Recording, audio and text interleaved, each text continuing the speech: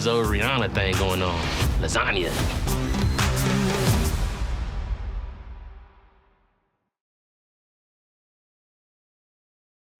Sounds good. Good evening. I'm Nigel Chambers. I'm from Big Belt Media. Conrad, thank you so much for your time today. I'm super Thanks, excited to thank talk you. about your role on How to Die Alone, coming to Hulu September 13th. How you feeling today? I'm feeling great. This room that you're in looks incredible. Oh, it looks so vibey. I It love is the it. vibe. It's the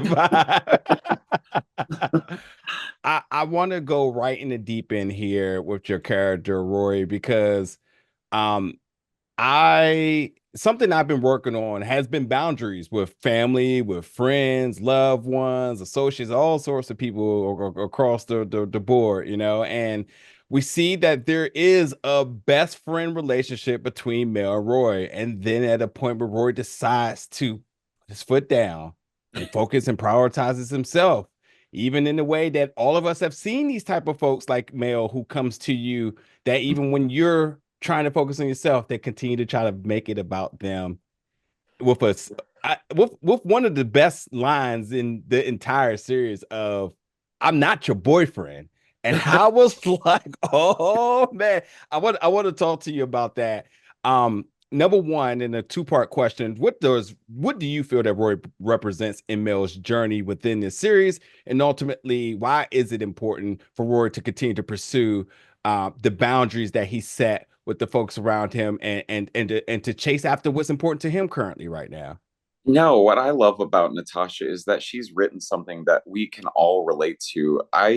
Definitely, in my 20s and in my 30s, unfortunately, related to being messy and within all of my relationships, whether it was with friends, with family, or with love interests. And, I think Rory represents for Mel comfort and solace and acceptance. Rory is an adopted Asian boy from a white Jewish Upper East Side family. So I don't think that Rory ever felt like he belonged and was accepted anywhere. And then Mm, here comes Mel, who he meets and has a shared sense of humor. And I definitely had that with a lot of my girlfriends in my 20s and 30s, where we were so lost in our social and career lives that we found solace in each other, uh, and uh, and and when it came time to grow out of those patterns that were not serving us anymore, those relationships did become strained, and I did have years of losing touch with certain friends because I needed to become a different person. And luckily the some of those friendships came back, and then some of them didn't, which yeah. I love that Natasha nails that with the series. Yeah, I firmly agree. And I think along with the humor and the overall plot, there's just really so many important themes, and from your body of work and the characters you've played, and everything we know that Natasha stands for. I knew this was going to be very intentional with some laughs underneath of it here.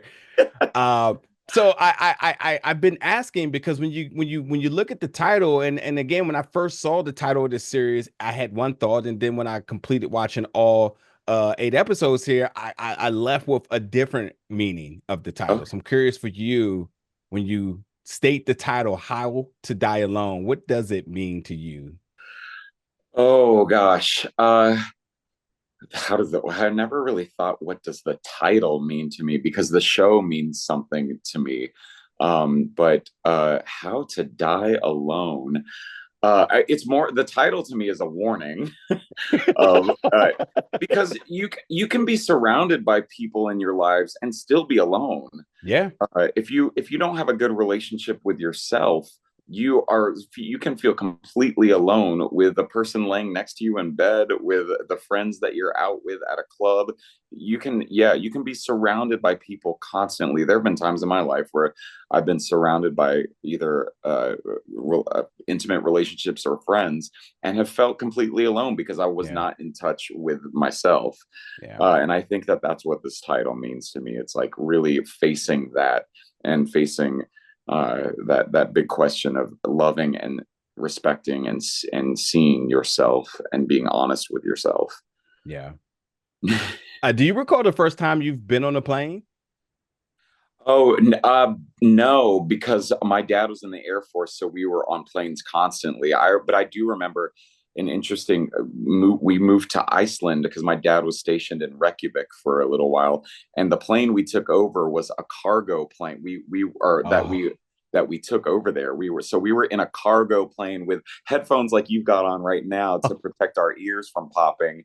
And yeah, so I think that's my first memory of being on a plane. Yeah, wow. Yeah.